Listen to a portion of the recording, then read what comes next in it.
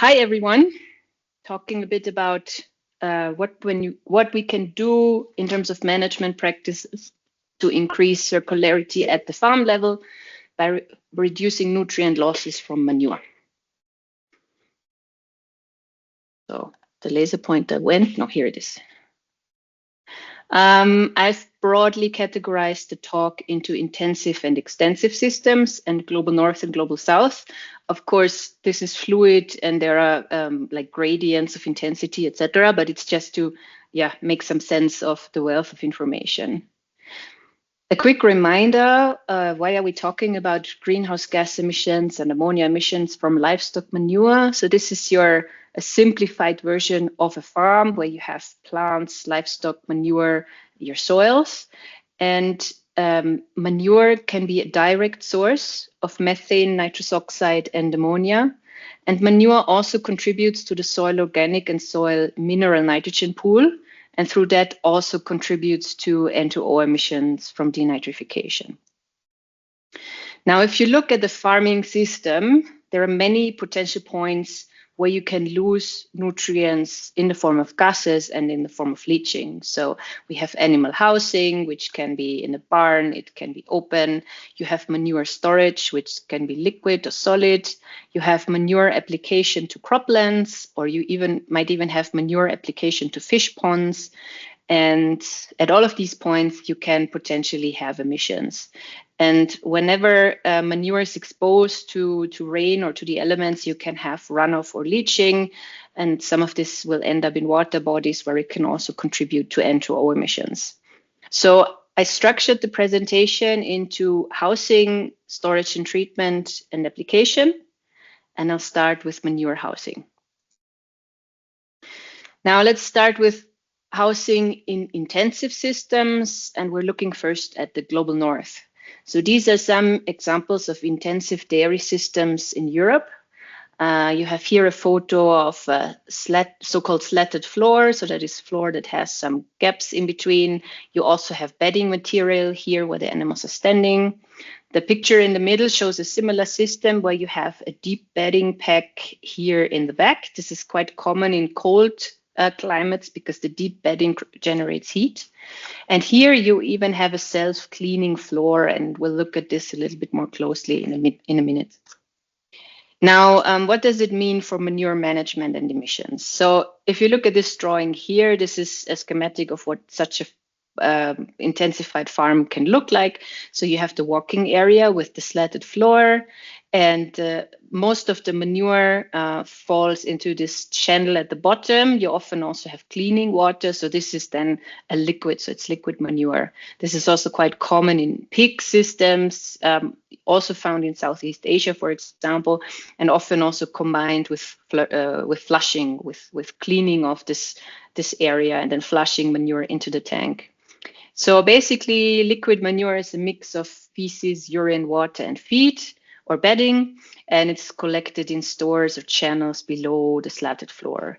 And because it's a liquid, you have anaerobic conditions. You also have high carbon input through the manure, and you have viable methanogens from the animal's guts. So this promotes very high methane emissions. And because you have mixing of dung and urine, you also get quite high ammonia emissions. Why? Because in urine, we have urea, and in dung, we have an enzyme that can decompose urea called urease. And if you mix urine and dung, these two, the enzyme gets access to the substrate and you get ammonia in the process. So one of the first interventions that you can do is to increase the cleaning frequency and separate dung from urine already indoors. So here you have examples of self-cleaning floors. Here you have like the scraper that is pulled by a cable. Here you have like a cleaning robot. It's combined with flushing, so all very high tech. And basically what happens is you're removing some of the solids from the liquid. So the solids are scraped off and the liquids fall into the channel. So you get a very big methane emissions reduction because you have less input of carbon into the slurry. And you also have lower ammonia emissions because you have less mixing of dung and urine. So This this basically cuts off this reaction. Then we also have deep litter systems. Here are some photos on the right. You can see this is very often in countries that can get quite cold, like England. We also use them in Austria. Basically, you have a pack where bedding material is continuously added to the barn. And this bedding material absorbs urine, and this really can reduce ammonia volatilization compared to slurry systems. But if you don't add enough bedding or you add the wrong bedding, you can get very wet sites that can become anaerobic. And then this bedding can produce a lot of methane and N2O. And in the deep litter, you have composting processes, which is part of why it is getting warm.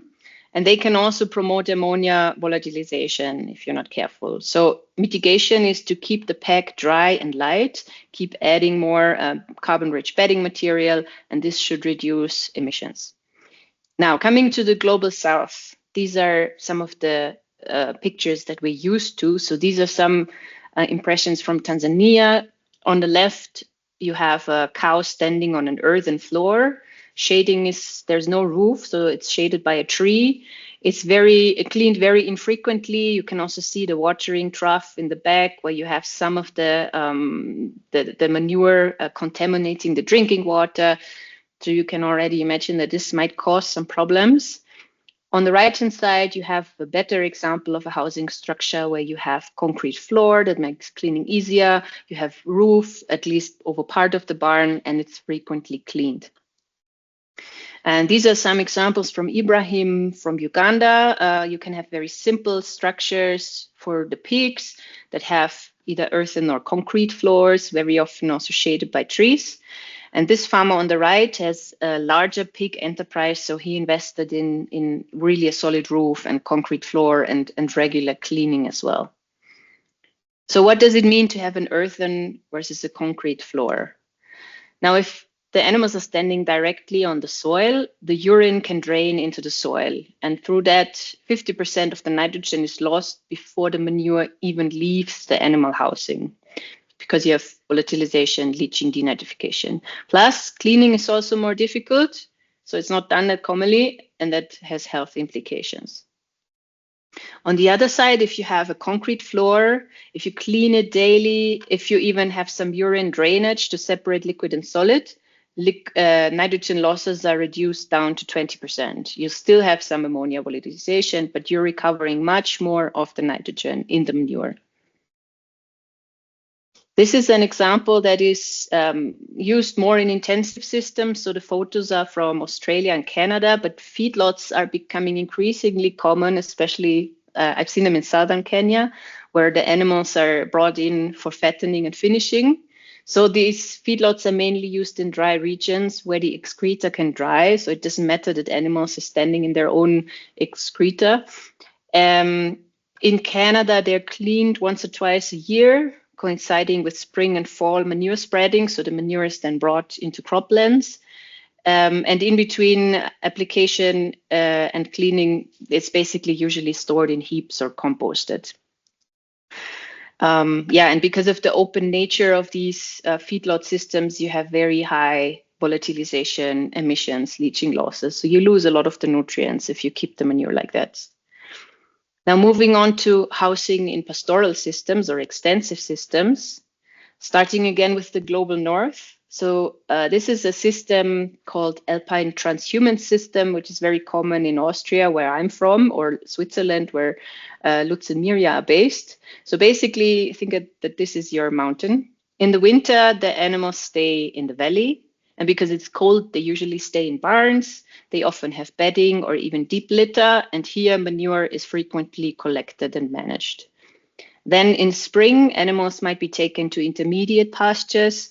They usually in the open 24/7. They might have simple sheds to protect them during heavy thunderstorms. And normally manure is not managed, so it's deposited while grazing. And then they might be brought into high alpine pastures that is basically the same system. So they're also open outside the whole time. They don't really have shelters. Maybe they have corrals and manure stays there. So in winter, we have manure collection and management. In spring, summer, manure is left on pastures.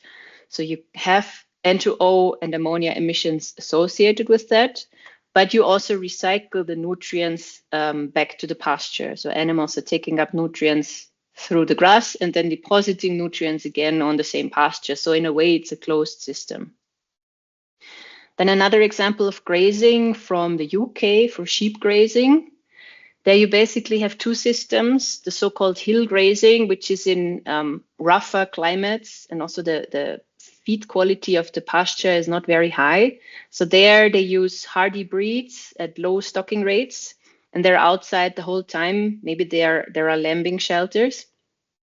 And then the diet is quite low in nitrogen, so you have quite low N2O and ammonia emissions per animal. And in contrast, there are the lowland grazing systems where you have higher inputs, you have more productive breeds, higher stocking rates, very often also feed supplements and fertilizer inputs. And here the emissions per animal are higher, but often the emission intensity, that is the emission per kilogram of product, might be lower than in the more extensive hill grazing systems. And it has to be said that these hill grazing systems are also quite important to protect natural habitats and biodiversity. So it's not just purely about productivity and emissions alone. Coming to Africa, we have first traces of pastoralism from Northern Africa from 9,000 years ago. So it's a very old system. It's also quite smart because livestock convert grass into high quality protein in areas that are too dry for crops. And in the original form, nomadic pastoralism, basically the herds follow the rain and the pasture. I don't know why it's clicking by itself. Anyway, so it's basically an adaptation to climate change or to a variable climate. And because these grasslands have co-evolved with large herbivores, it's also a sustainable livestock production system. Sometimes pastoral systems are being blamed for being unproductive, for causing land degradation. I don't necessarily think that's true. I think the problems that we're seeing with pastoral systems are because we have increasing changes. We have land fragmentation. People cannot move around as freely as they used to. We have a push towards sedentarization. People stay at the same spot for longer, causing local overgrazing. We also have increasing livestock densities at one area and then maybe very low livestock densities in other areas, climate change, etc. So I think just blaming pastoralism alone is a bit unfair. It has to be put into the context of global changes. Now, how does nutrient cycling in extensive systems work? And I'm going to spend a bit more time of this because I think it's important to understand this. So basically, you have grass. The cow eats the grass. Cow produces manure. And then the nutrients from the manure are recycled back through the soil into the vegetation. So this is a relatively closed system and a perfect example of circularity. Now, the problem that we're seeing comes when you, for example, add more nitrogen, either in the form of fertilization or supplementation, or if you just increase the animal numbers, because then what you're getting more manure, and you're getting manure with a higher nutrient content that is not managed, that is left on pasture. So you have higher N2O and ammonia emissions at the point of manure excretion and also from the pastures. Now, there are some strategies to reduce N2O and ammonia from manure on pasture. Not all of them will be feasible for for an African context. The first entry point is through diets. In the global north, protein intake is starting to become more decreased or reduced. So first people started giving more and more supplements. Now they're coming down again, because if you feed the animal less nitrogen, you also excrete less nitrogen. And the aim is to find the sweet spot where you have good productivity without having too much excess nitrogen. And there are experiments with feed supplements or legumes that contain, for example, tannins. Those are plant secondary compounds. And they do something with the nitrogen digestion of the animal. So they shift nitrogen excretion from the urinary pathway to the dung pathway. And dung nitrogen is in organic form, so it's not converted into N2O or ammonia that easily. So basically what happens is once this manure is applied to the pasture or deposited on the pasture, the nitrogen cycle is a bit slower and the plants can take up the nitrogen that is being released. Then there is pasture management. So instead of fertilizing pastures, people are more actively sowing in legumes to reduce fertilizer application needs and ensure that the pastures are basically naturally fertilizing themselves. And grasses that have biological nitrification inhibitors, such as Brachiaria, are also being pushed. Brachiaria from Kenya and Uganda, it has some compounds that can slow down the conversion of ammonium to nitrate. And nitrate is the form that is more easily lost through leaching or through conversion to nitrous oxide. And if you have these nitrification inhibitors that the Brachiaria plant produces, you're slowing down the nitrogen cycling in the soil and you're reducing losses. And this makes especially sense in systems where Brachiaria is not used for cut and carry, but for grazing. That's quite common in Latin America. And we're also having a small experiment on this here at ILRI, where you basically plant your Brachiaria and then you let your cows graze on the plants. Because then the dung and urine that is excreted is not lost that easily because you have these biological nitrification inhibitors. Then you can try to control manure deposition, for example, through rotational grazing. We've seen this quite a bit in Bomet, for example, in Kenya, where people move the herds across their pastures in a rotational way. On one side, it helps you to basically give the pasture more time for regeneration, and you also avoid overconcentration of excreta. And what's done in the global north, in Austria, for example, during very wet periods, people sometimes move the animals away from the paddocks, put them in rain shelters, mainly to keep the animals healthy, but it can also, especially if you combine it with manure collection, it can help to reduce nutrient losses from your pastures. If you try to avoid these very wet periods that give a lot of nitrate leaching and N2O emissions. And then there are experimental things. These are some forms of inhibitors. There are also studies looking at biochar application, which Deogracios might find interesting. Some studies have found a reduction of N2O, others have found no effect. It still depends a lot on what type of biochar, how it's applied, If we think about biochar application in the manure management chain, I would probably not wait until the point of pasture application. We'll probably start adding it earlier, but that's a separate discussion. At least people are increasingly looking at this. Now, what does housing look like in pastoral systems? Usually livestock are kept in overnight enclosures. In Kenya, they're called bomas. In Uganda, they're called corrals. These bomas can be temporal or seasonal if they're along migratory routes, or they can be permanent at the main homestead. So here you have a photo from Tanzania, which is basically a boma at the main homestead that is not moved. And these are some bomas at our experimental farm here in Kenya, the Kapiti Research Station, where you can see how they move across the landscape. And you can see these are the active bomas, and these spots are basically abandoned bomas. So you can see them for quite a long time. And because animals spend roughly 12 hours in the boma, about 50% of manure is deposited into bomas and usually not removed. So it's usually left there to decompose. So what does this mean for nutrient cycling and nutrient translocation? So during the night, the herd stays inside the boma. During the day, the herd is grazing in the savanna. And once or twice a day, the herd might be brought to a waterhole for drinking. So when the animals are grazing in the savanna, they're basically nutrient mining, meaning they're taking up nutrients from the plants that are coming from the system here. And then when they are moving to the bomas or the waterholes, some of these nutrients are translocated. And we estimated that that's about 2 to 7 kilograms of nitrogen per day per herd for average herd sizes, that of manure that is brought into a boma, and that's every single day of the year.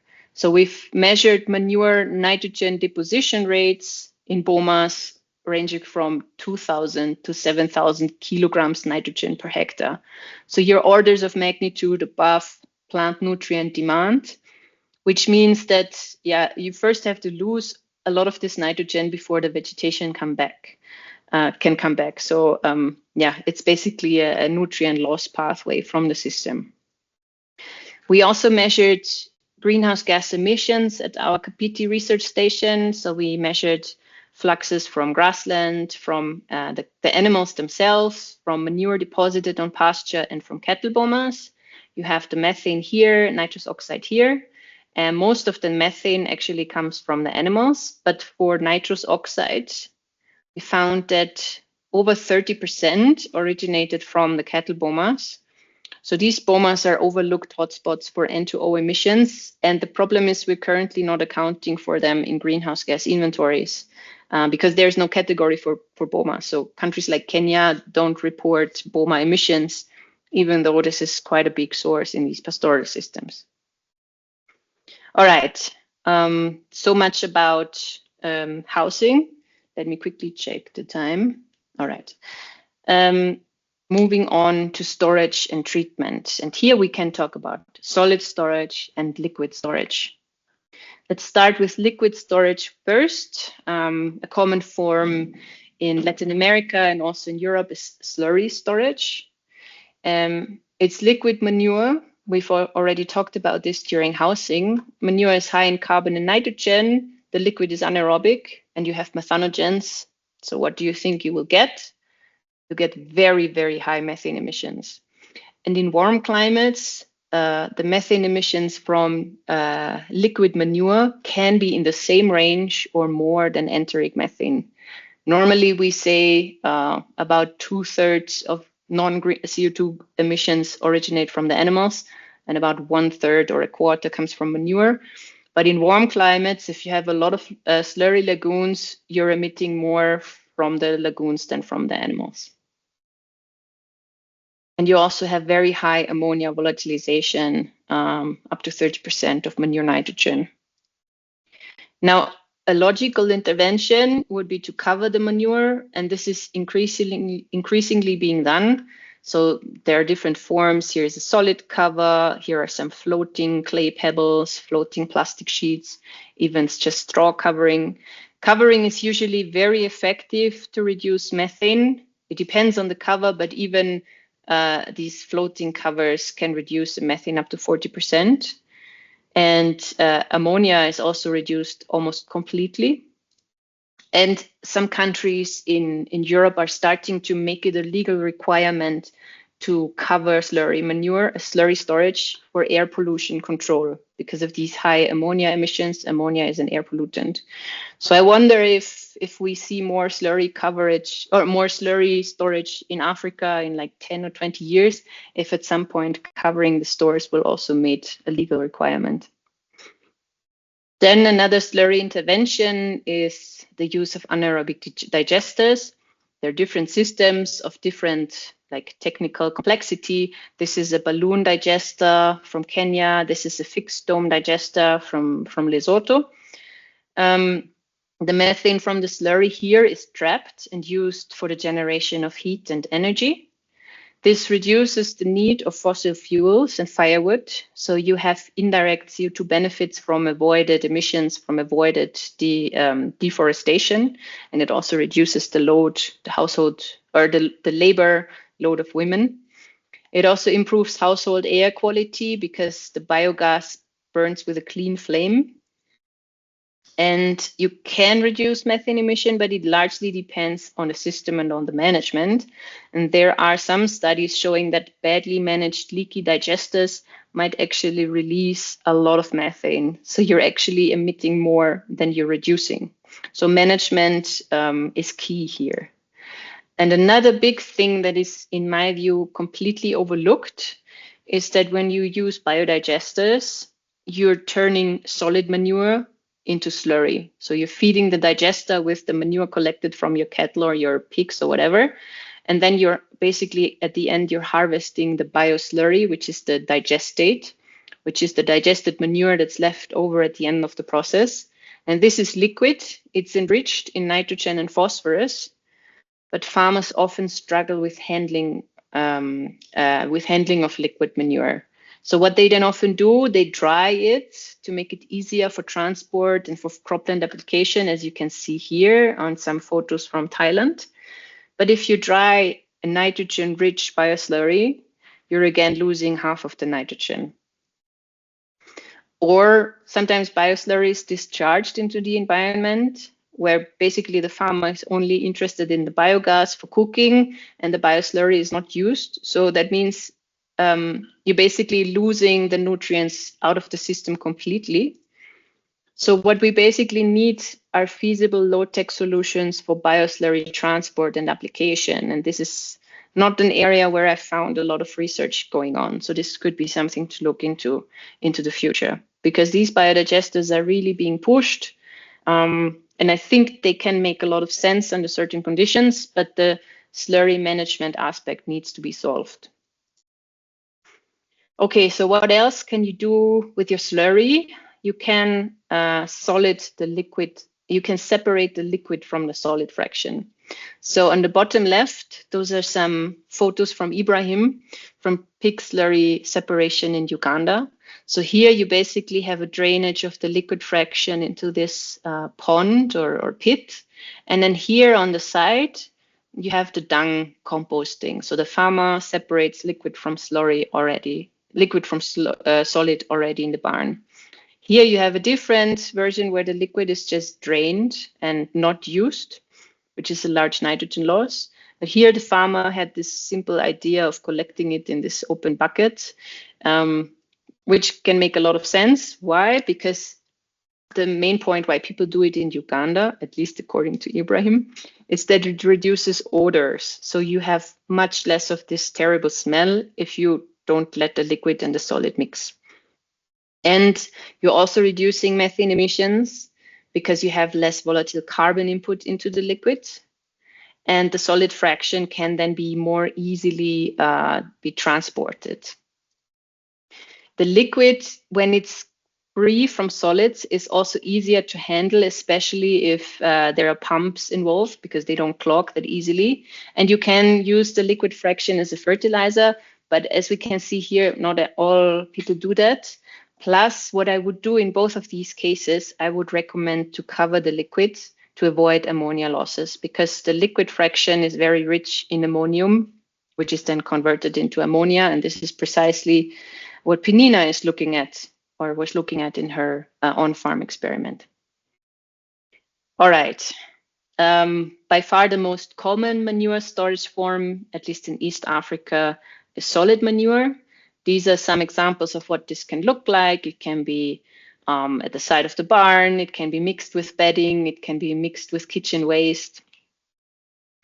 And this is also something that we do have in the global north, though I would say their slurry management is a bit more common.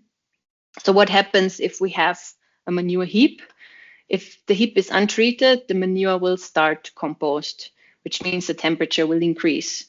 And this promotes ammonia, methane, and N2O emissions, which is why in the global north, covering and compaction is a mitigation option that's quite commonly used. So in countries like Denmark, it's a legal requirement that manure heaps must be covered to prevent heating up. So they're doing exactly the opposite of what Winnie and Matthew and also Penina were doing during their experiments. So basically, if you cover the heap, and I mean by covering, I mean really using an airtight tarp and maybe compacting the manure before covering it, you reduce the airflow. And with that, you restrict the oxygen supply to the decomposer microorganisms. And this reduces the temperature increase, and with this reduces volatilization of ammonia. Now, don't forget, in countries like Denmark, you have very good veterinary care. So the manure often doesn't have similar pathogen loads to what we see here in Kenya and Uganda. So sanitization is not such a big concern. This is why this is such a common practice. Now, this is what covering of solid manure heaps could look like in the global south. The right-hand picture here, this I would consider as the absolute minimum intervention. If you talk to a farmer who's really not willing to do anything about their manure management, at least ask them to cover the heap with some banana leaves. You will still have some emissions, although you might reduce your ammonia losses, and you'll definitely reduce nitrate leaching. So this is like the minimum low-level, entry-level intervention, I would say. And then this is what it could look like, a bit more advanced with a dedicated structure, where you have a roof to prevent rainfall, you have a solid floor to prevent leaching, and you're even covering the heap itself. Now, going a step further would be to doing the exact opposite of what we just discussed, and actually trying to promote the composting process by turning it, by ventilating it. And this is done worldwide to reduce pathogens, to reduce weeds, and contribute to recycling. So very often manure is also mixed with other waste materials. This is a photo from a composting facility in Nairobi, where we also got our black soldier fly larvae from. And there, manure is composted with market waste, for example. So this is a way to basically accelerate the decomposition process. You're losing most of your carbon. You're also losing a lot of ammonia. You can have some methane and N2O emissions, though methane is usually reduced. So basically, you're facing a trade-off between sanitization and nutrient recycling. And you can, through composting, recover nutrients from other waste streams that would in the process, but you can include waste streams that you would normally not apply on a field. You wouldn't just put market waste on a field. So basically, where pathogens are a problem, composting is a good way to make manure a safe and easy to handle fertilizer. And you've seen these before. I'm quickly going over this. Winnie has much better updated graphs by now. I still have the older version. This is the composting experiment that we did at ILRI. And if you look at the temperature graph here, you can see that all of our treatments had temperatures above 50 degrees for a certain period of time. And the blue and the purple ones are the ones where we had composting done together with biochar. So you can see that in the biochar treatment, took a bit longer to heat up, but then the thermophilic window, so the window of hot temperatures, was actually expanded, which is why we think that biochar addition might make sense. And you've heard from Matthew that most of the pathogens reduced over time in our manure heaps, which is positive. So composting is an effective way to sanitize manure. Now I'm coming to the end. The last piece of the puzzle is application of manure to crop fields. So again, we should talk about liquid versus solid manure. These are some examples of liquid manure application with increasing levels of complexity. So low-tech applications is what you can see here on the right. Manual application via buckets or watering cans. Sometimes the slurry is added to the irrigation water. You can imagine that it's not a very nice job. It smells, it's labor intensive. There's a risk of pathogen exposure. And if you don't do it at the right time or the right location, you will actually lose a lot of nutrients. If you apply the liquid too early in the season or too late in the season or directly before a rainfall, you lose a lot of the nitrogen that you're applying. Then there are medium tech applications. I'm not going into detail. These are some splash plate spreaders or soil injection, which is increasingly common in the global north. So basically the aim is to directly inject the slurry into the soil as this reduces losses. I think we're still quite far away from seeing these kind of things here in Kenya and Uganda. And then when we look about solid manure application, this is by far the most common application form in the global south, where you either have manual spreading with hands, with forks, with shovels, or animal direct deposition. So where basically the animals are corralled on croplands, It's quite common in West Africa. It also is done sometimes in Eastern Africa. And it was also common in Europe 100 years ago. So if you were a crop farmer, you could pay a livestock farmer some money to put his animals on your crop field before planting to transfer some of those nutrients to the cropland. Then there are medium tech application like manure spreaders or application after incorporation after spreading, and there aren't really any high tech applications for solid manure. So instead, I'm going to talk about some environmental implications. Solid manure is much easier to manage, and it has quite a high plant nutrient concentration. Though don't forget, manure first needs to break down to release nutrients. So it basically acts like a slow release fertilizer. So don't wait with your solid manure application until the day of planting. Usually it's applied a little bit earlier. And it also makes sense to apply manure every year, because then you're basically building this slow release nutrient pool, and you're also building soil organic matter. We had some discussions around this during the last session, the last in-person meeting. And compost is sanitized manure and can be managed manually. It's basically safe. After spreading, you will have some N2O emission, but there are surprisingly few studies on solid manure application. And the positive side is that you're also protecting your soil organic matter. So you're doing something for your soil health. Now, coming to my last slide, what are the conclusions? You can see here the most beautiful manure heaps of Uganda. Nutrient limitation, we have nutrient limitation of crop production, especially in the global south, due to high fertilizer prices, due to inefficient manure management. We have health risks, so we need to find solutions that increase circularity, that are feasible for smallholders, and that improve health and productivity. What am I telling you? This is what the CIRNA project is about. Then manure management and especially mitigation of losses has to start with animal housing. So one approach that I think has a lot of promise is the development and scaling of low-cost housing structures that allow liquid-solid separation and frequent cleaning. This will help to recover more nutrients, and it will help to improve animal health. Slurry management can be problematic in smallholder systems. So if we want to push things like biodigesters, we have to develop feasible low-cost slurry application methods.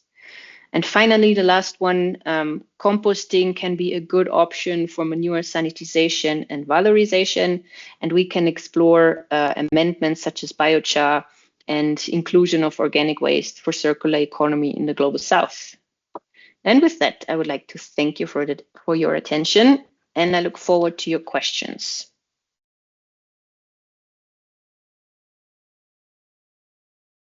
Thank you, Sonia, for this consolidated overview. While everybody still thinks about their questions and sending hearts and applause and everything, which is great. I think you did absolutely awesome. Thank you. I'm going to have one question, and it's going to be a naughty one in the beginning.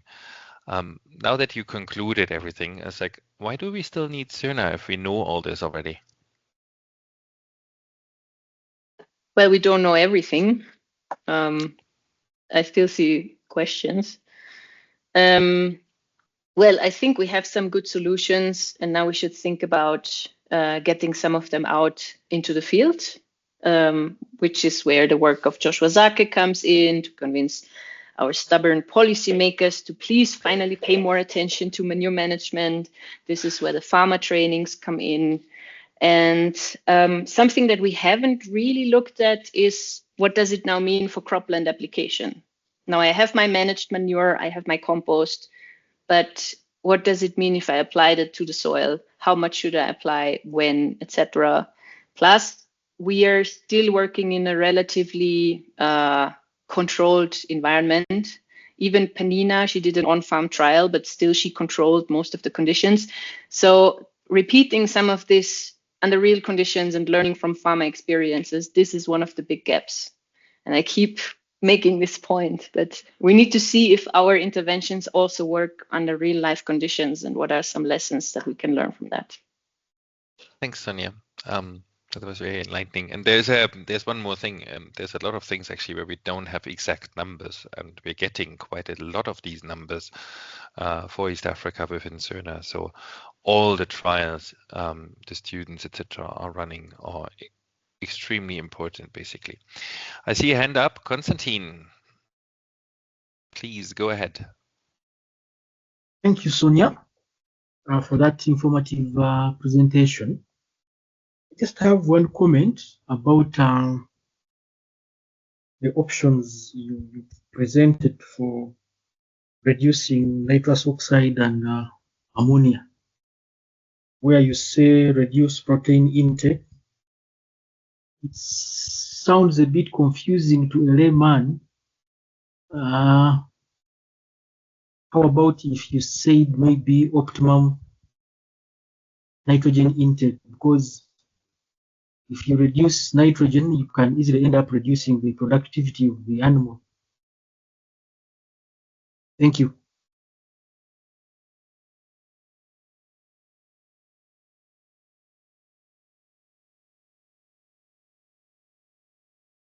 You want to answer, Sonia? Yes, I'm answering, but I'm muted. Yeah, good. Sorry. Yeah, so that's basically, so that's your first point here. And I don't know if you can see my mouse.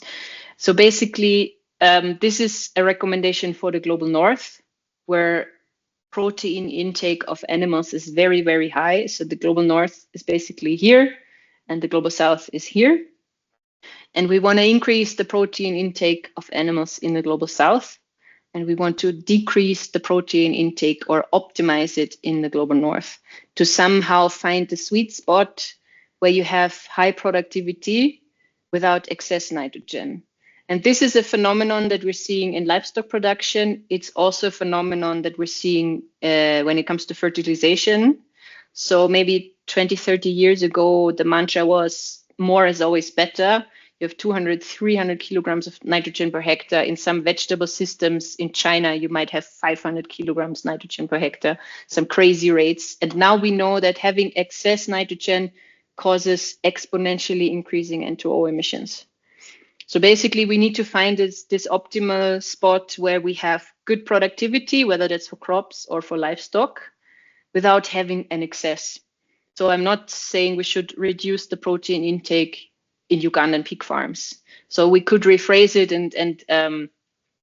we could rephrase it to optimize protein intake for minimized nitrogen reduction. Then it would be valid for both systems, I think. Thanks. Thanks, Konstantin and Sonia, for that. We have another hand up. Ibra, the floor is yours. Thank you, Ruth, and thank you, Sonia, for the eye-opening presentation. Yeah, so my question or my comment is in the conclusion, where we say that the most important aspect of manure management is we have to start from the storage. Yeah, from the storage, like manure housing. So, like if you look at most of the systems, especially the cattle-based systems here in Uganda and even in Kenya, especially those like large scale, most of them, I mean, like they store manure in the bomas. So, convincing such farmers to improve on the housing, I don't know what kind of incentives would have. Maybe also we need to think about rudimentary ways of conserving the nutrients in the housing. So I don't know how you can comment on that. Thank you. Yeah, I mean, you can of course have different levels of how big you want to make your intervention, but I think the easiest one would be to install a roof, and that would also benefit the animals. And building a roof with locally available materials doesn't cost the world. Then the next step would be to have a concrete floor, which of course will be an investment. But yeah, the question is, what is driving the farmer's decision making, and what is the long-term perspective? If I'm only in the business for 2 or 3 years for maximize profits, I will not install in big housing structures. But if I think a bit more long-term, maybe it would make sense for me. And I also think if you have better housing, you'll have fewer diseases, and then you should have increased productivity from healthier animals if you have less mastitis or whatever. I think Annie can tell you more about this. So I think these are some of the points we can use to convince farmers. And also, I think that could be something interesting for a workshop if we present this and say, okay, these are the interventions that we think would make sense. What are your thoughts about it? What would you like? What would you be willing to take up immediately? What would be a medium-term strategy? What would you need to do that? Is it money? Is it building materials? Is it technology? I think that could be something for co-learning with farmers.